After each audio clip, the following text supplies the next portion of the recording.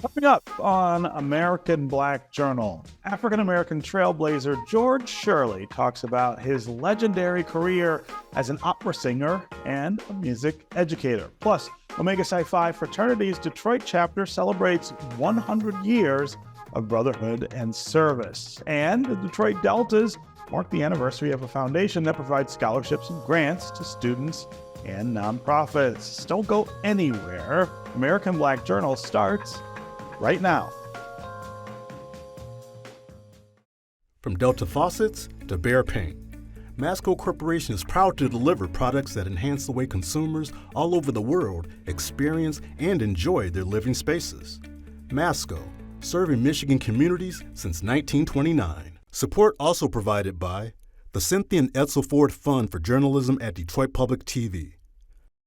The DTE Foundation proudly supports 50 years of American Black Journal in covering African American history, culture, and politics. The DTE Foundation and American Black Journal partners in presenting African American perspectives about our communities and in our world. Also brought to you by Nissan Foundation and viewers like you. Thank you.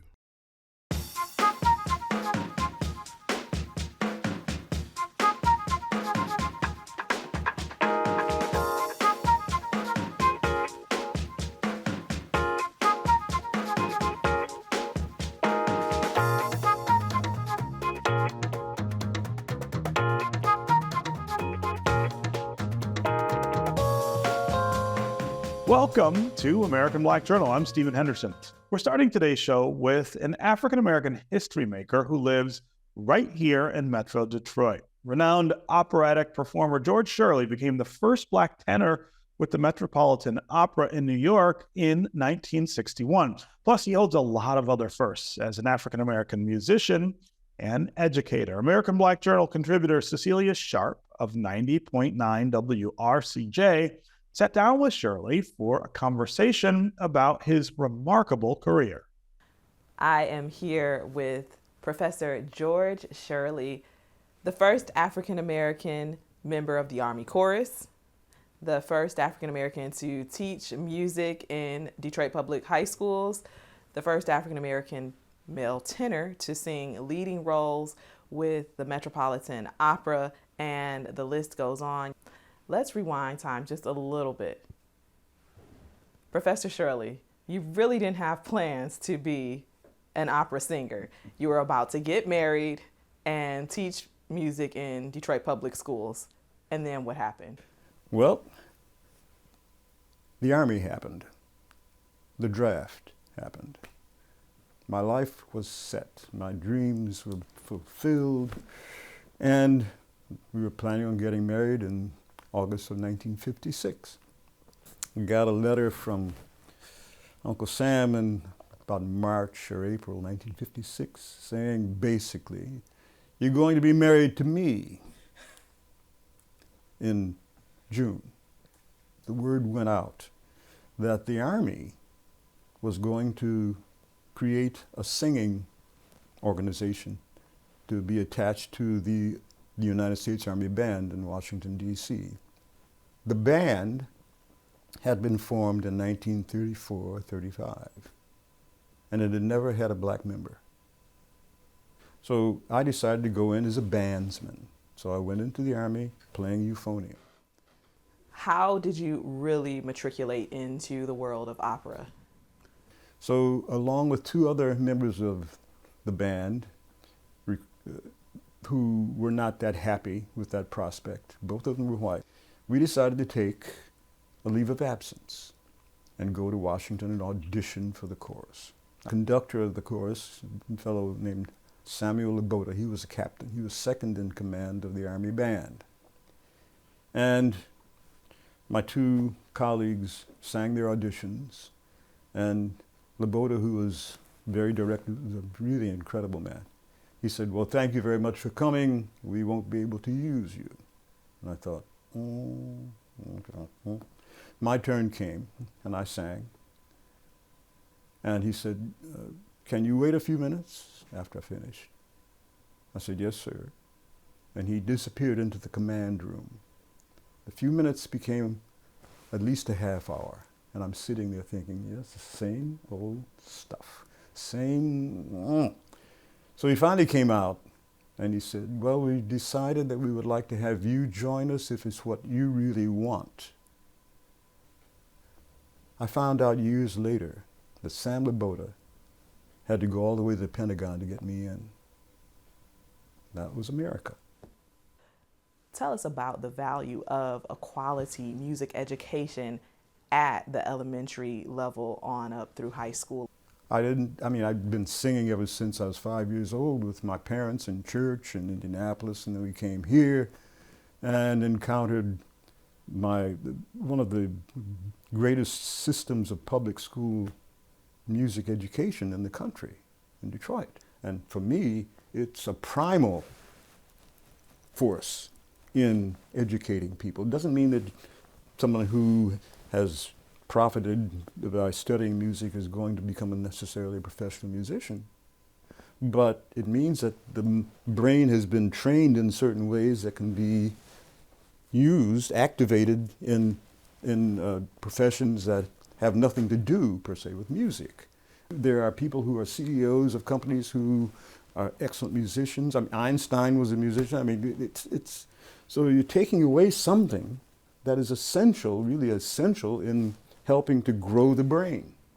You've taught at universities, you're a distinguished professor at the University of Michigan, but you also have a vocal competition that started about 11 years ago. I have a former student, Louise Toppin. She and I came up with this idea of a vocal competition, focused on the art songs and the classical compositions of African American composers. It has grown over the years to include university students, still has high school level, and it has become international. The University of Michigan School of Music, Theater, and Dance is now going to house this competition. And it's a dream come true. The music, the so-called classical music of black composers has not really been made as accessible and has not been taught to the degree that it should be. And that's being changed now at Michigan, at the School of Music. And it's open to all ethnicities, because music belongs to everyone. I don't care what you look like. If I can sing Italian to Italians, or French to the French, or German to the Germans, or anything else, then everybody has a right to sing the works of African American composers. I don't take credit for having been given the gift of song. I had nothing to do with that. I don't remember asking the intelligence that created me, can I be a singer? Can I be an opera singer? Can I be a teacher? I was given the gift, and I was also given the work ethic to develop the gift.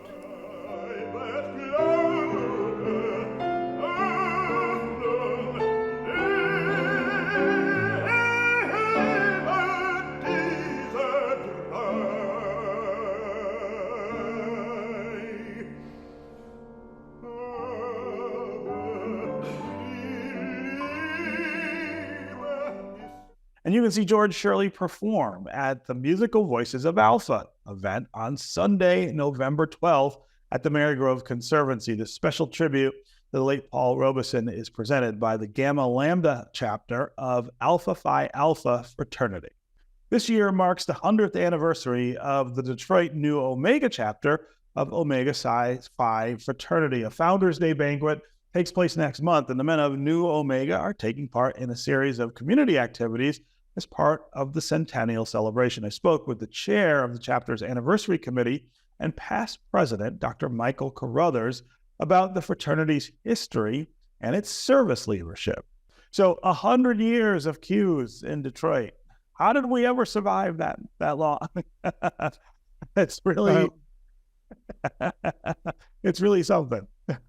Absolutely. I think we would like to say it was, through perseverance. Yeah, Um, right. So let's talk about the 100th anniversary and the things that you guys are doing to mark that milestone.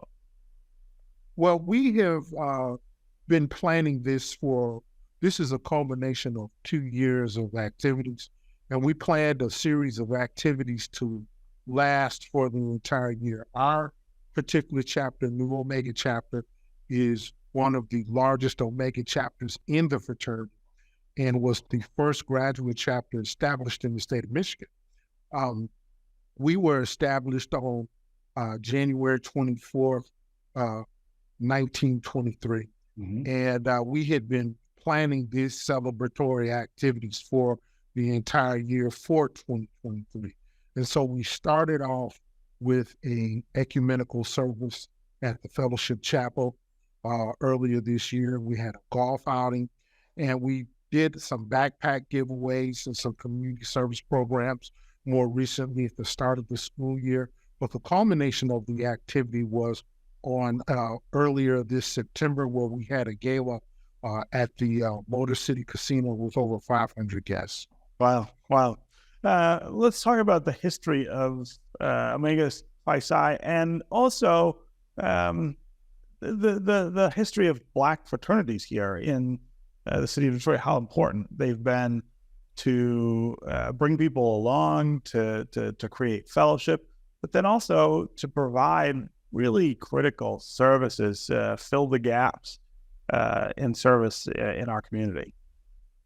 Certainly, I think all of the Black fraternities, certainly in the Metro Detroit area, have contributed to the well-being of African Americans and Detroiters in the community.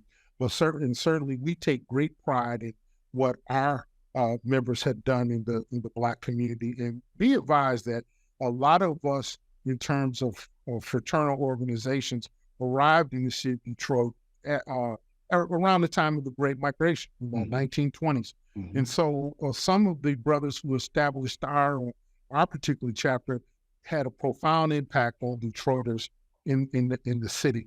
For example, Dr. DeWitt T. Burton was a doctor. He was a medical doctor. But upon his arrival to the city of Detroit, he realized, because of segregation and racism, he could not practice his craft. And so he helped establish in the 1920s 3 hospitals specifically for African Americans, because even at that time he was akin to the healthcare needs for the Black community. It not only served for African American patients, but it also served for African American healthcare professionals, because they did not have an opportunity to do clinicals or rounds. And one of the young doctors he reached out to give assistance to him in this process was a young man by the name of Dr. Charles H. Wright, mm-hmm. the founder of the African American Museum, mm-hmm. which we were able to help him establish back in 1965. Yeah. We also have a brother in our roles, Brother Francis Dent, who was an attorney, who helped address in court the restrictive racial covenant laws that existed for African Americans for housing, that certainly existed during the Great Migration and around World War II. And he successfully addressed those particular racial covenants in the court, and they were a forerunner to Thurgood Marshall's arguments years later. And so we are very, very proud of some of the things that we have done, some of our members have done in the African American community for the city of Detroit. That connection to Dr. Charles H. Wright is so important to so many people here in the city, not just because of the museum, but because of the hundreds, if not thousands, of African American babies he helped deliver here in our city, and I'm one of them. On my birth certificate, the doctor who delivered me was Charles H. Wright. It just shows how these small things that people do, these gestures that people make in our community, have incredible reverberation across wide swaths of our community. No one escapes the touch of those things. Absolutely. Yeah. So let's talk about Omega Psi Phi now and what you see among the folks who are members of the fraternity now and coming up in Detroit and joining. What's the future look like for this fraternity? Well, I think our future goes back to our past. We still believe on helping those who cannot help themselves and lifting as we climb. We have a statement that one of our own has used, that we stand the tallest when we stoop down to help another. Mm-hmm. And so we still are on the mission to help our young people, help those people, educational wise, and now for financial literacy and mental health services. Those are things that are that are very indicative in terms of challenges in the Black community, especially amongst Black males in terms of mental health. So we look to those areas that we can give the best service for our people and for our community. Yeah. Okay, Dr. Michael Carrauthers, congratulations again on 100 years of Omega Psi Phi Brothers here in the city of Detroit, and of course, congratulations on all the important things that has meant to Detroit over that time. Thank you, and thank you very much.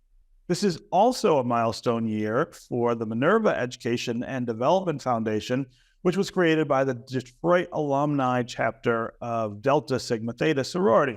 The nonprofit organization is celebrating 30 years of philanthropy at a gala on October 29th. More than $700,000 in scholarships and grants have been awarded by the foundation to students and nonprofits over the past 3 decades. Here's my conversation with the event chair, Janice Mitchell-Ford.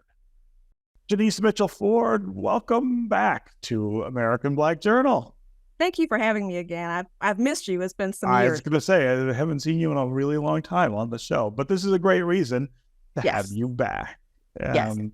So let's talk about this 30th anniversary, 3 decades of awarding scholarships and grants by this foundation to students. This foundation is, of course, related to the alumni chapter of Delta Sigma Theta sorority. Yeah. Tell our viewers about all this work. The Minerva Education and Development Foundation, affectionately known as MEDF, was organized in 1992 by women of the Detroit alumni chapter of Delta Sigma Theta Sorority Incorporated, and they came together to start a new tradition of philanthropy in the Black community. Black people are really good about passing on our traditions of love of church and love of music and love of art, but we're not so good about passing down our money. It's so the philanthropy part came in, and when we started doing our research, we determined that endowed funding is the best way to go, because you can endow it, and then your good works can continue after you're gone. And so 31 years ago now, came together, won the Kresge and Community Foundation Endowment Challenge, and raised over $100,000 in a matter of 2 years.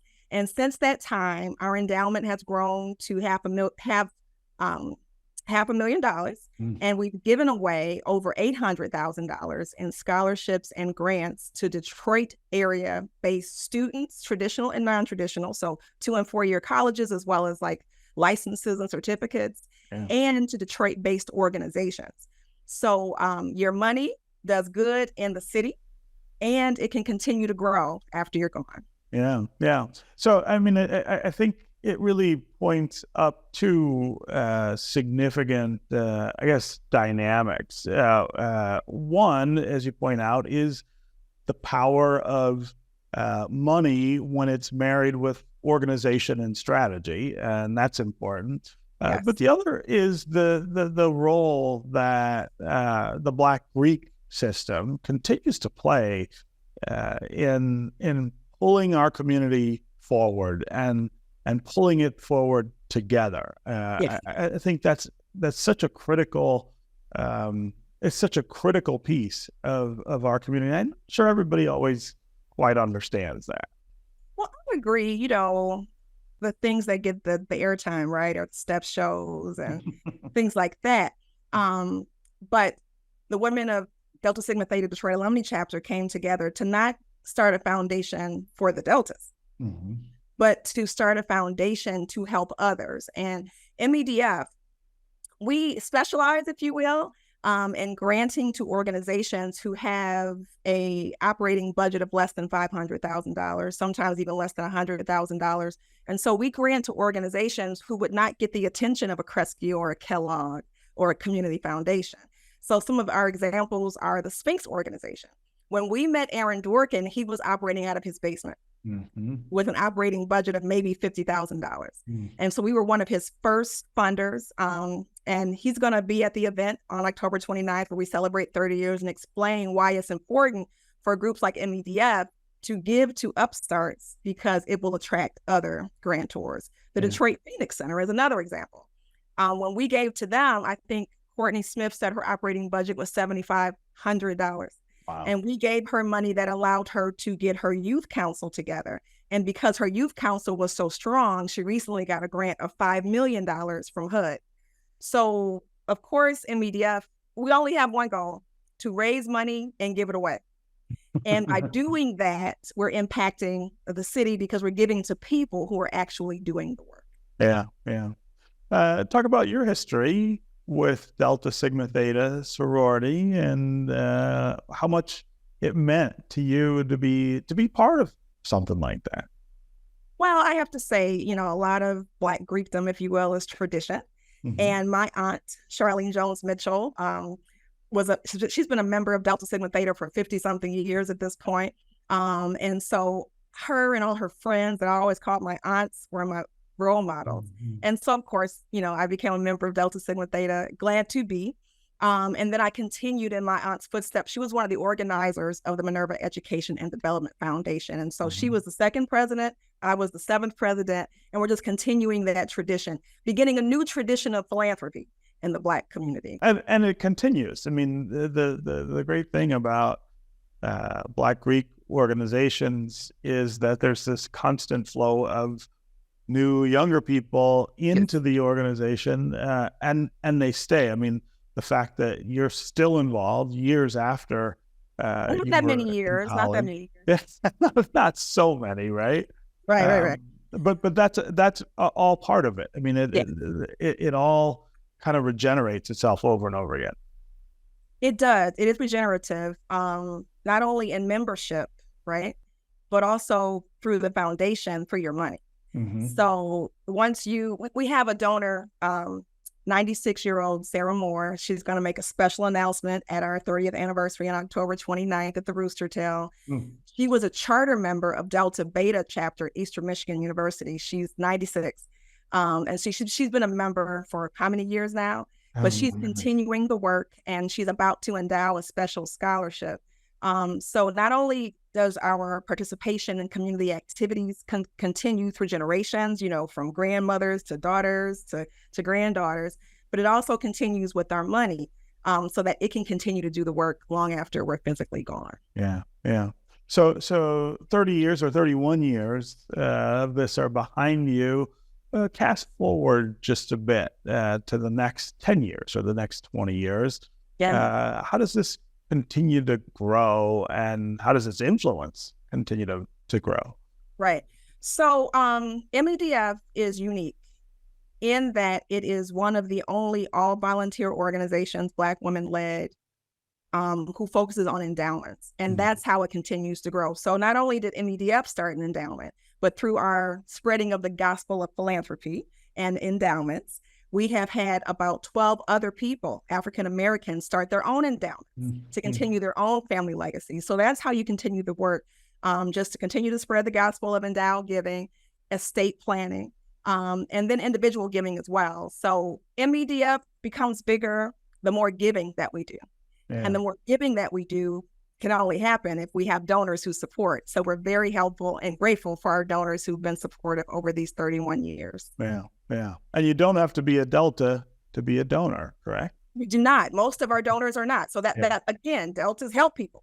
MEDF helps people. So even though this organization, was birthed out of, if you will, the Delta chapter in Detroit, most of our donors and all 99.9% of our recipients have no connection to Delta Sigma Theta at all.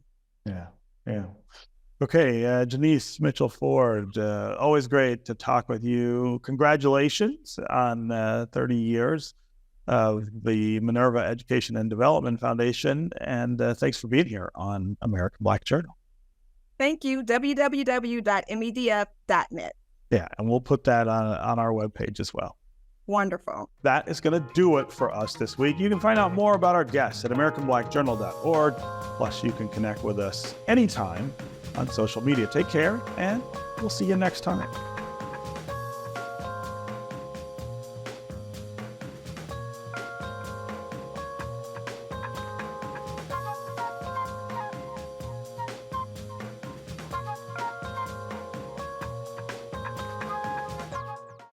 From Delta faucets to Behr paint, Masco Corporation is proud to deliver products that enhance the way consumers all over the world experience and enjoy their living spaces.